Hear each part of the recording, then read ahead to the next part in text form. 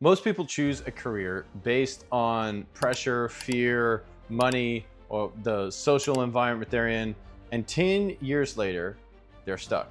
They're wondering what in the world they're doing in this position. And they're completely burned out. And I meet people like that all the time. And they're like, man, I got into this job because I had to make money and I hate my life. So hey, I'm Jason Ellinger. I help people build careers and businesses with purpose. So for me, it's not just a paycheck. So if you're lost, confused, or afraid to make the right choice, stay with me. So the very first thing you have to do when you're working on trying to make the right next step in your career choice is this. You have to diagnose yourself first. You have to know yourself incredibly well. So many people do this very poorly. You take a personality test when you're in high school and you never think about it again. But the reality is taking a personality test is so much more valuable to you than you realize. And that's, I mean, obviously that's why they make you do it in high school, but it actually has so many powerful work applications. Like who you are powerfully impacts what you should be doing with your life. And so many people miss that. They're like, well, I want to be a doctor. I want to be a lawyer. I want to make get a really high paying job because all that really matters is money. And money matters a lot. Like I'm not dissing that. It's absolutely vital. You do need to make a boatload of money. I love it. I love the years when I make massively more money than I thought I was going to make, or we have a huge windfall of cash. I love that. It's awesome. It's amazing. That's an amazing part about all this process of building a career and building a business and making money. But ultimately, money is not going to be enough for you to be able to stay sustained in a career over the long term. And that's just plain and simple. It's not going to be enough for you to sacrifice deeper.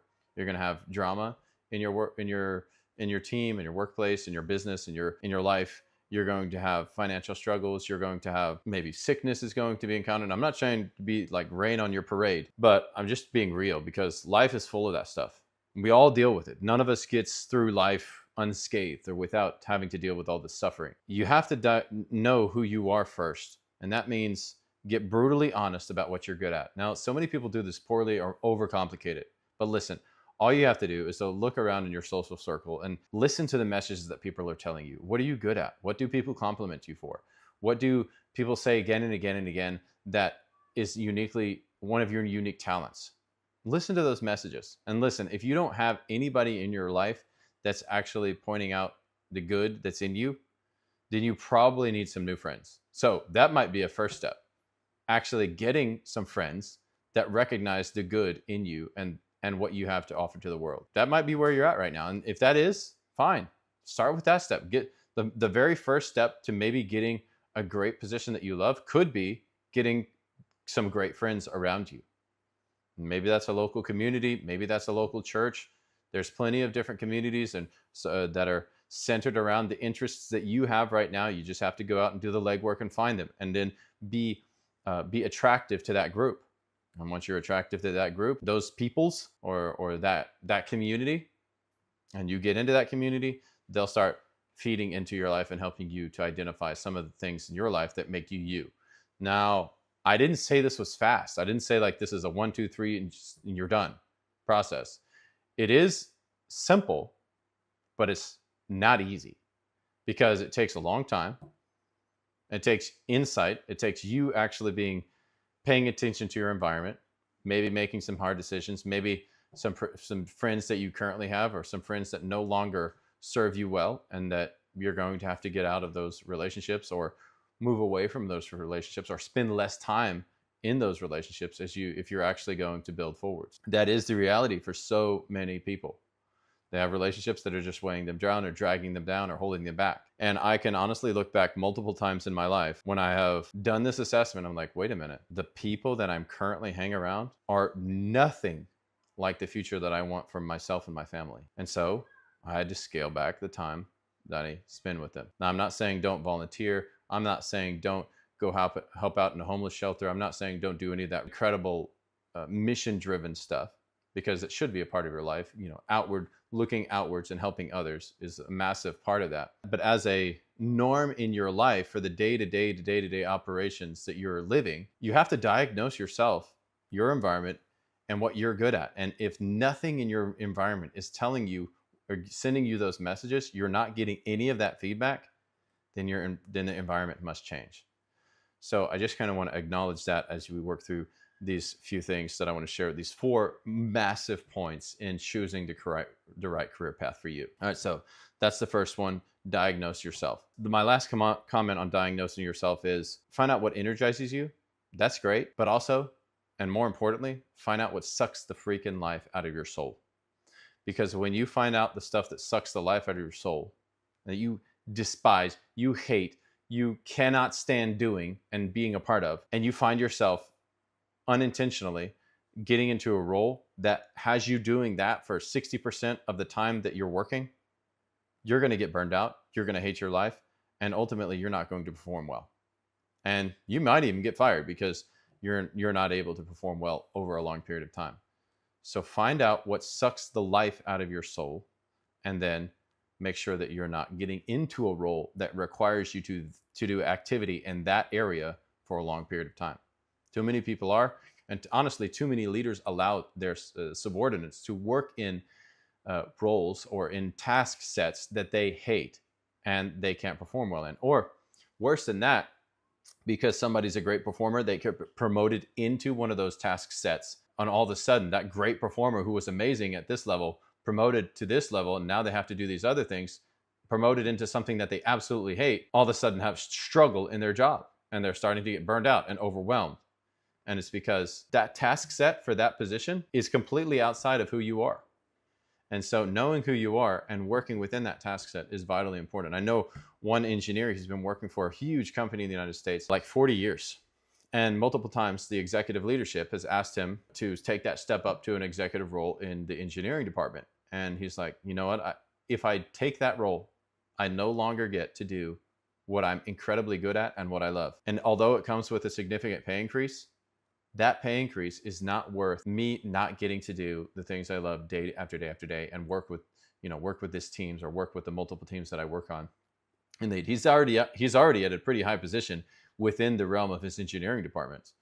But they're like, you're amazing. We want you to come up further. And it's like, no, it would be detrimental to my performance to go to that position.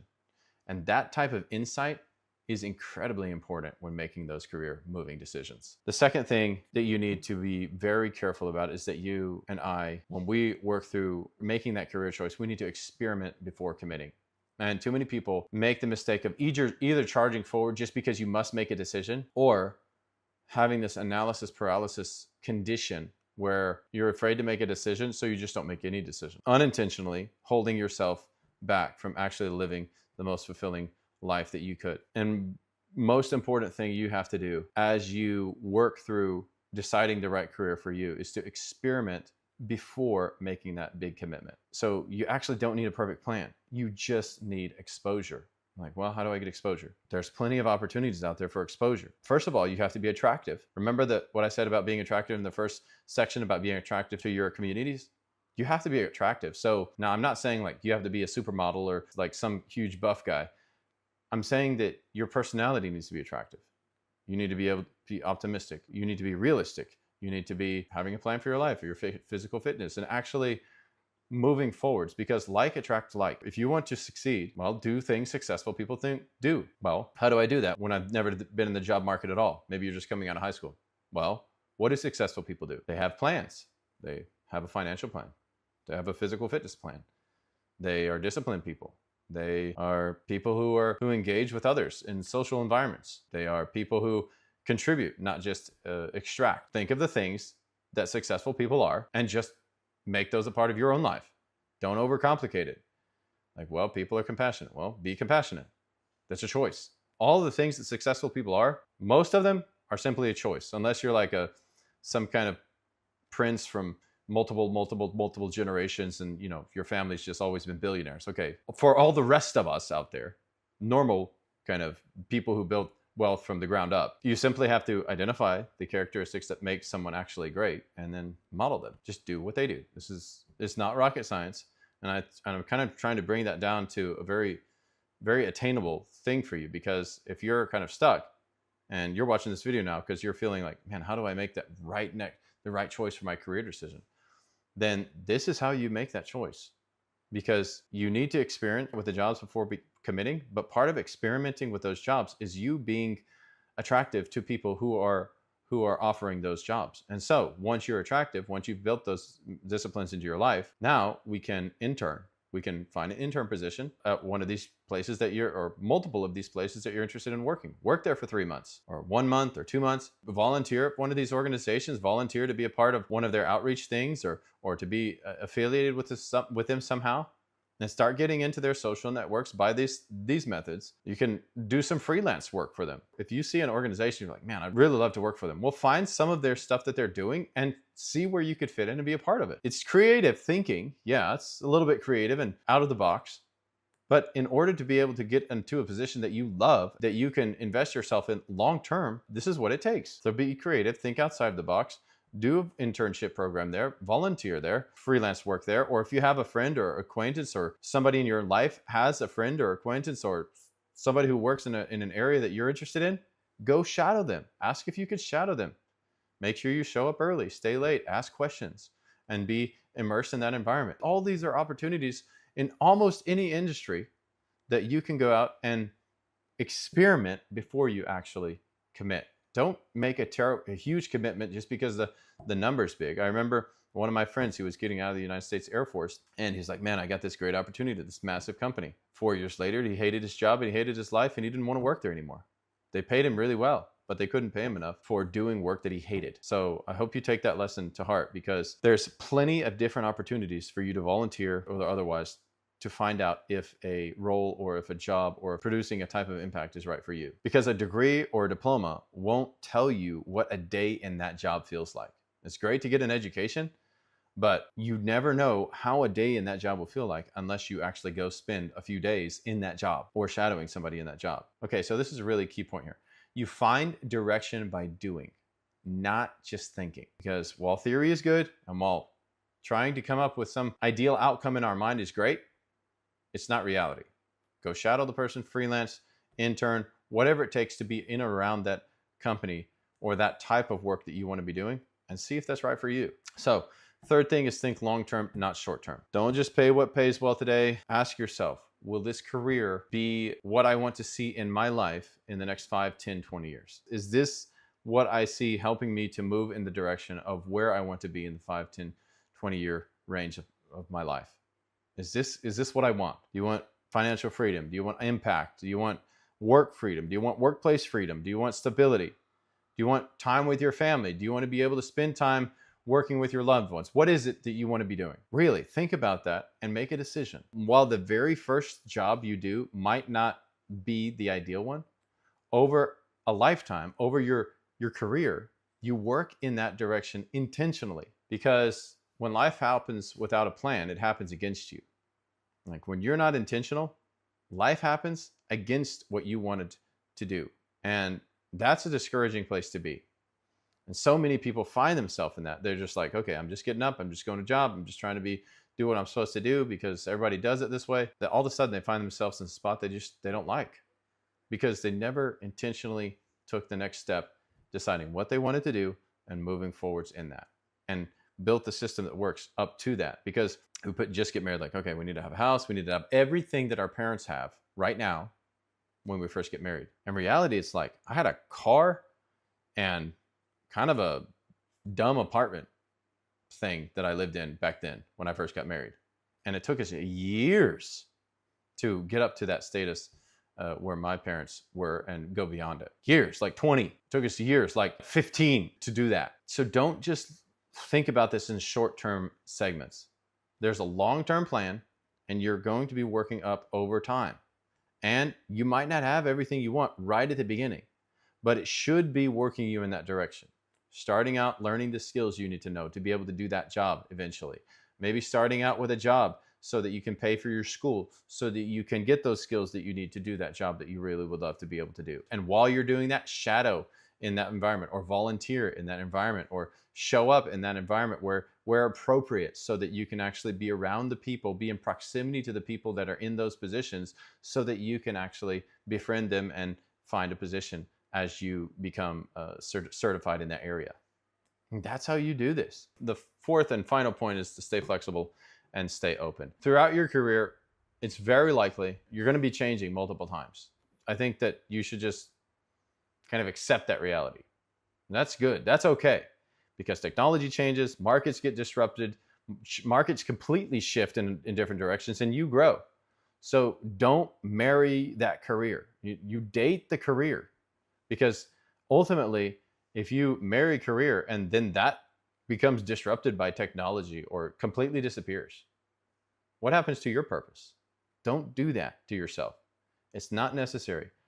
Find work you love and then date the job, because adaptability isn't weakness. It's a superpower in the modern world. And so many people don't realize that. You can't just be static. I don't think there is any 2-year period when I've been doing the exact same work.